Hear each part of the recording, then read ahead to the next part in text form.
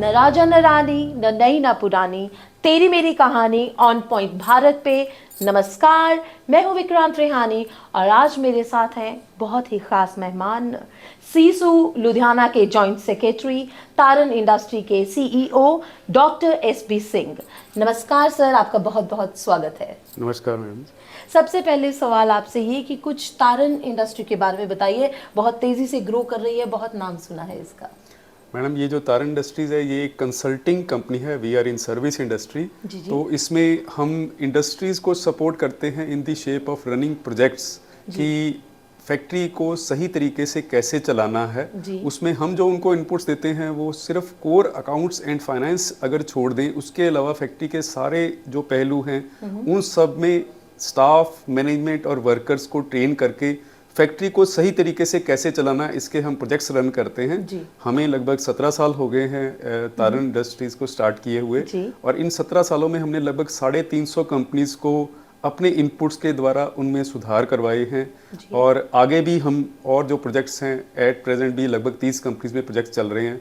तो इसके द्वारा हम इंडस्ट्री को प्रमोट करते हुए, इंडस्ट्री को कॉस्ट कॉम्पिटिटिव बनाते हुए इंडस्ट्री को आगे बढ़ाने में सहयोग दे रहे हैं। डॉक्टर एसबी सिंह जी, आप सीसू लुधियाना के साथ बहुत क्लोजली एसोसिएटेड हैं।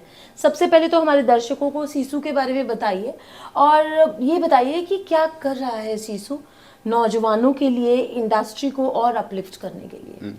मैडम, जो सीसू जो आपने नाम बोला, इसका पूरा नाम है chamber of industrial and commercial undertakings, और ये पूरे पंजाब की इंडस्ट्रीज़ की एक संस्था है। और ये 2 लेवल पे काम करती है। इसमें हमारे पास डायरेक्ट मेंबर्स हैं, लगभग 1300 मेंबर्स हैं जो डायरेक्ट इंडस्ट्रीज एज मेंबर्स हैं।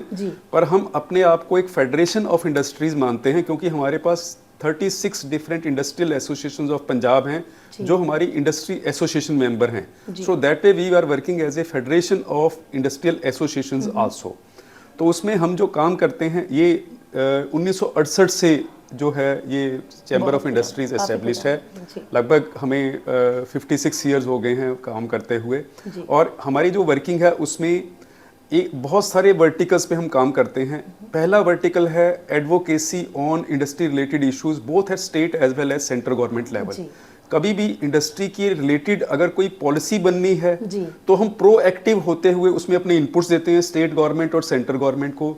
चाहे वो बजट जब प्लान कर रहे हैं तो भी हमसे इनपुट लिए जाते हैं, हम प्रोएक्टिवली इनपुट्स देते हैं। और अगर मान लीजिए किसी डिसीजन से, इंडस्ट्री के रिलेटेड किसी डिसीजन से स्टेट गवर्नमेंट के या सेंट्रल गवर्नमेंट से इंडस्ट्री अफेक्ट हो रही है तो हम उसको काफ़ी पॉजिटिवली लेकर जाते हैं स्टेट और सेंट्रल गवर्नमेंट के ऊपर। और उसके बाद हमें बहुत इस बात का मान है कि हमने जब भी कोई ऐसे इश्यूज आए इंडस्ट्री से रिलेटेड, तो चाहे वो स्टेट गवर्नमेंट से रिलेटेड हो या सेंट्रल गवर्नमेंट से रिलेटेड, उनको हमने रिजॉल्व करवाया है। डॉक्टर एसबी सिंह, एक बात बताइए कि आप इंडस्ट्री के रिप्रेजेंटेशन, गवर्नमेंट की पॉलिसीज हों या कुछ प्रॉब्लम्स हों, या आपने इंडस्ट्री ने कुछ किया और गवर्नमेंट तक वो रिप्रेजेंटेशन पहुंचानी है, गवर्नमेंट का किस तरह का आपको लेकर टेक रहता है? रिसेप्टिव है, एक्सेप्टिव है, या अपोजिशन में खड़े हो जाते हैं, या अपनी मनवाते हैं, या जो बेस्ट है वो करते हैं? क्या क्या आपके एक्सपीरियंस? देखिए, हमारा जो एक्सपीरियंस है वो स्टेट और सेंट्रल गवर्नमेंट दोनों से ही बहुत पॉजिटिव है। उसका रीजन ये है कि किसी भी चीज को रेज करने के 2 तरीके होते हैं।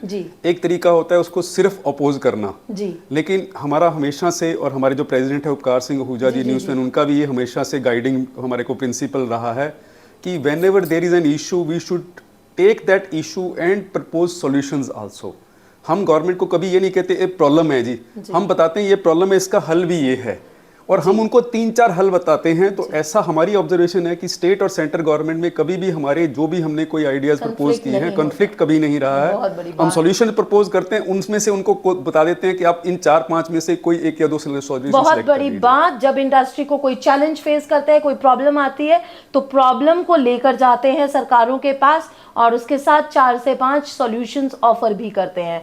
सो बहुत बड़ी आपने यहाँ पे एक बयान दे दिया सर। अब एक चीज मैं आपसे पूछना चाहूंगी कि आपने कहा कि आप वर्कर्स के ऊपर भी वर्क करते हैं, आपके प्रोजेक्ट्स चल रहे हैं गवर्नमेंट के, आप उसी को प्रमोट कर रहे हैं, वर्कर्स के ऊपर काम कर रहे हैं, थोड़ा सा उसके बारे में ब्रीफली आप हमें बता देंगे? मैडम, जैसे वर्कर से रिलेटेड जब हम CISU के लेवल पे वर्किंग कर रहे हैं तो उसमें तो हम बहुत सारे स्टाफ और वर्कर्स लेवल पर ट्रेनिंग प्रोग्राम, सेमिनार्स और लोगों को उनकी स्किल अपग्रेड करने के लिए, नॉलेज अपग्रेड करने के लिए प्रोग्राम करते हैं।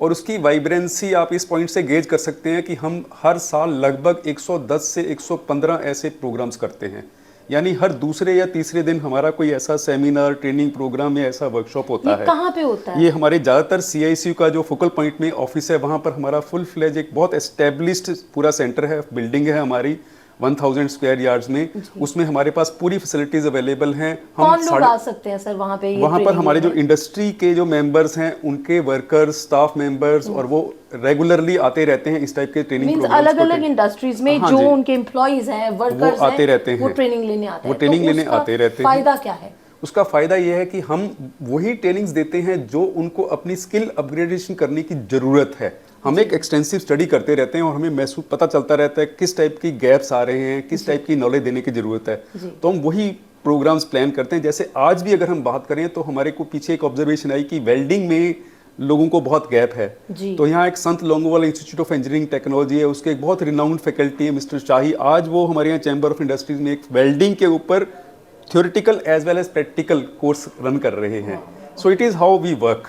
तो ये जो ट्रेनिंग प्रोग्राम है, सेमिनार, ये रेगुलर चलते रहते हैं। और जैसे मैंने बोला CICU में हम अपने पर्सनल लेवल पर तार इंडस्ट्रीज में भी जहाँ कहीं प्रोजेक्ट रन करते हैं, हम हमेशा वर्कर्स की ट्रेनिंग को बहुत फोकस लेके चलते हैं, क्योंकि कोई भी चीज़ आप इंप्लीमेंट कराना चाहेंगे, अगर केवल स्टाफ को ट्रेन करेंगे तो उससे वो इंप्लीमेंट नहीं हो पाती प्रॉपरली, बिकॉज एक्चुअल काम वर्कर ने करना है। तो हम जब वर्कर्स को ट्रेनिंग देते हैं तो वो चीज़ प्रॉपर इंप्लीमेंटेशन में आती है। जी, क्या सर आपके स्फीयर में ये भी आता है वर्कर्स का वेलबींग, उनके पैकेजेस, सैलरी पैकेजेस, उनकी हेल्थ जो है उसको लेकर, कि वर्क प्लेस पे कुछ एक्सीडेंट हो गया तो वो भी कवर कर रहे हैं, ये सब चीज़ें भी आती हैं उसमें? बिल्कुल मैडम, ये सारी चीज़ें आती हैं, बिकॉज जैसे मैंने बोला कि हम जब कंपनीज में वर्किंग करते हैं, सिर्फ कोर अकाउंट्स एंड फाइनेंस को छोड़कर ये जो आपने चीज़ें बोली हैं ये HR एडमिन का पार्ट है, और HR एडमिन हमारे मेन रोल में से रहता है जिसमें हम बहुत ज़्यादा वर्किंग करते हैं। तो ये सारी चीज़ें हम उस चीज़ में कवर करते हैं। Right sir.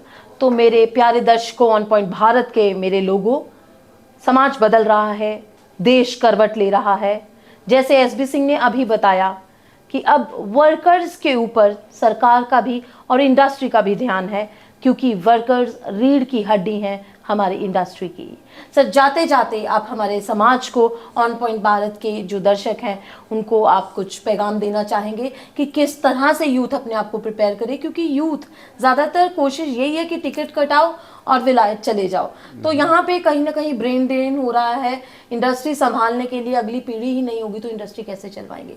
तो उसके ऊपर आप कुछ बताना चाहेंगे? आपने बहुत ही वैलिड पॉइंट उठाया जी। ब्रेन ड्रेन की बहुत बात हो रही है, लेकिन देखिए ऐसा, आप अगर केवल लेक्चर देंगे ना तो उससे प्रॉब्लम सॉल्व नहीं हो सकती। बहुत बड़ी बात। तो हम जो कर रहे हैं या हमें जो करना चाहिए वो ये है कि हम यहाँ पर क्या अपॉर्चुनिटीज अवेलेबल हैं वो बच्चों को बताएं, बच्चों के पेरेंट्स के साथ भी काउंसलिंग करें कि यहाँ पर भी अपॉर्चुनिटीज अवेलेबल हैं। उनको रोल मॉडल दिखाने चाहिए, मिलाने चाहिए उनको रोल मॉडल। मैं उपकार सिंह आहूजा से अगर मिलाऊं, या मैं हनी सेठी से मिलाऊं, या मैं राहुल आहूजा है से मिलाऊं, या ऐसे कोई इंडस्ट्रीज से मिलाऊं, उनको आज की तारीख में जो रूरल एरिया में है उनके पास रोल मॉडल्स कौन हैं? मेरे गांव का या मेरे चाचा का लड़का फलाना कनाडा चला गया या ऑस्ट्रेलिया चला गया। तो अगर मैं उनको रोल मॉडल दिखाऊं कि यहाँ पर ये अपॉर्चुनिटीज अवेलेबल है, इस बंदे को देखो इसने ये ग्रोथ की है, तो इससे वो चीज रुक सकती है। फिर वो उसका अपने आप मन करेगा कि मैंने नहीं जाना है, रादर देन कि हम केवल लेक्चर देकर उसको रोकें। अपॉर्चुनिटीज क्रिएट करें। और अगर आप नोट करें तो पिछले 1 साल से 1.5 साल से ये चीज रिवर्सल ऑलरेडी शुरू भी हो चुकी है। तो आप इसको पॉजिटिविटी एक मान सकते हैं।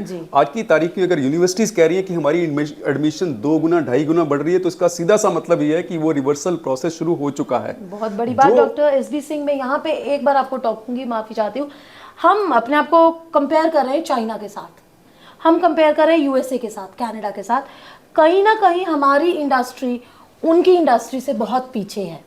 इसी वजह से हमारी इकोनॉमी भी पीछे है। आंकड़े जो मर्जी हम बना ले, लेकिन ज़िम्नी सच यही है कि हमारी इंडस्ट्री पीछे है। तो हम अपनी इंडस्ट्री को उस लेवल पे लाकर खड़ा करें, उसके लिए आप हमें बता दीजिए कि क्या कर सकते हैं हम। मैडम, उसमें टेक्नोलॉजी अपग्रेडेशन का जो पार्ट है वो मेजर रोल अदा करता है। वो हम अपने तौर पर भी इंडस्ट्री में उसके बारे में अवेयरनेस क्रिएट कर रहे हैं, और we are taking up it with the ministry of industries also. MSME जो डिपार्टमेंट है, स्पेशली उनसे हमने रिसेंटली एक मीटिंग करके उनको ये भी रिक्वेस्ट किया कि टेक्नोलॉजी अपग्रेडेशन का एक स्पेशल फंड क्रिएट किया जाए, सो दैट हमारे को अगर जो एमएसएमई है उसके पास उतनी फाइनेंस नहीं है कि वो अपनी टेक्नोलॉजी को अपग्रेड कर सके। अब गवर्नमेंट अगर कोई थोड़ा सपोर्ट करेगी तो वो टेक्नोलॉजी अपग्रेड हो पाएगी। और उसके ऊपर एमएसएमई डिपार्टमेंट ने भी एश्योरेंस दिया कि they will be working on that part कि हम टेक्नोलॉजी अपग्रेडेशन का कुछ फंड क्रिएट करें। तो अगर वो फंड क्रिएट होता है तो उससे एमएसएमई अपनी टेक्नोलॉजी को अपग्रेड करेगा और फिर हम compete कर पाएंगे जिन कंट्रीज़ के साथ हम compete करना चाहते हैं। बहुत बड़ी बात।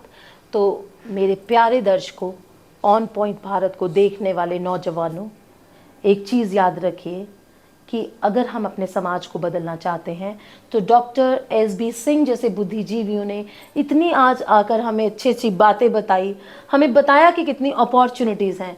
समय है भेड़ चाल से ज़रा रुक कर अपने आप के बारे में सोचें, समाज के बारे में सोचें, मातृभूमि भारत के बारे में सोचें और देखें कि क्या क्या अपॉर्चुनिटीज़ हैं। सवाल ये नहीं है कि भारत आज क्या है, सवाल ये है कि भारत आने वाले कल में क्या हो सकता है। आने वाले कल को खूबसूरत बनाना है तो अपने आज पे काम करना होगा। बहुत बहुत शुक्रिया।